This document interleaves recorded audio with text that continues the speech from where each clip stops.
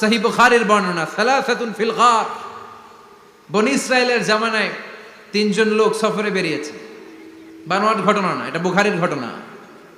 সফরে বেরিয়েছে, মরুভূমির মাঝখানে প্রতিমধ্যে প্রচন্ড তুফান আর বৃষ্টি। বৃষ্টি থেকে বাঁচার জন্য এর একটা পাহাড়ের গুহার ভিতরে ঢুকেছে।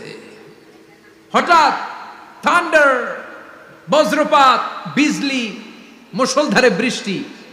বৃষ্টির পানিতে পিচ্ছিল হয়ে উপর থেকে বিশাল প্রকাণ্ড একটা পাথরের খণ্ড এসে গুহার মুখের মধ্যে আটকে গিয়েছে।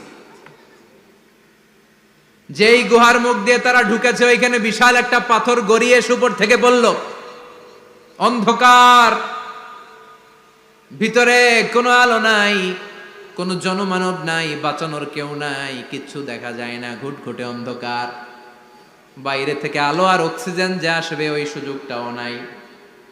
তিনজন বুঝে গেল আমাদের মৃত্যু এখানেই হবে, আমাদের কঙ্কালগুলো শত শত বছর এখানে পড়ে থাকবে, কেউ উদ্ধারের জন্য আসবে না, ঠিক কি না? বাঁচানোর কেউ নাই, অক্সিজেন যতটুকু আছে কিছুক্ষণ পরে এটাও শেষ হয়ে যাবে।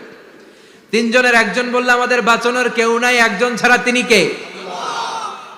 আমাদের তিনজনের জীবনের এমন কোন নেক আমল আছে কিনা যেটা দিয়ে আল্লাহর কাছে দোয়া করা যায়? কার জীবনে কি নেক আমল আছে যেই নেক আমলটা দুনিয়ার কোনো মানুষকে দেখানোর জন্য করা হয় নাই, শুধু করা হয়েছে কার জন্য?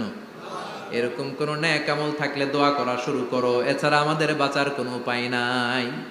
একজন দোয়া করা শুরু করলো, হাদিসে লম্বা একটা হাদিস, আমি সরল বঙ্গানুবাদ শোনাচ্ছি। একজন দোয়া করা শুরু করলো, একজন বলতে শুরু করলো, আল্লাহুম্মা কানা লি আবাওয়ান শাইখান কাবীরান, ও আল্লাহ, আমার বৃদ্ধ বৃদ্ধা মা বাবা ছিল, আমি পেশায় ছিলাম রাখাল, প্রতিদিন রাখালগিরি করার পরে, ছাগলের দুধ দোহন করার পরে যখন বাসায় ফিরে আসতাম, সবার আগে আমি আমার আব্বা আম্মারে দুধ খাওয়াতাম।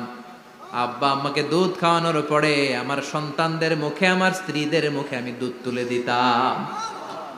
একদিন আমার আসতে দেরি হয়ে গেল, এসে দেখি আব্বা আম্মা ঘুমিয়ে গেছে। দুধের বাটি নিয়ে আমি আব্বা আম্মার মাথার সামনে দাঁড়িয়ে রইলাম।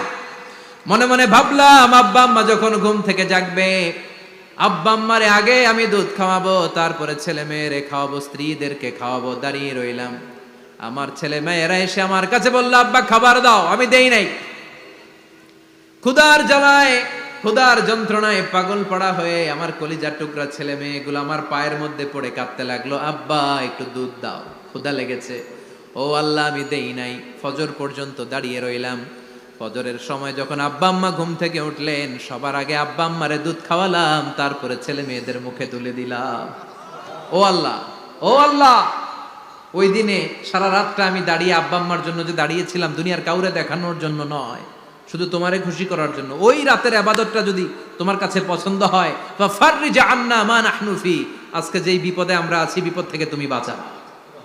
বলার সাথে সাথে 1/3, 1/3 পাথরটা ডান দিকে সরে। সুবহানাল্লাহ, পড়বেন না?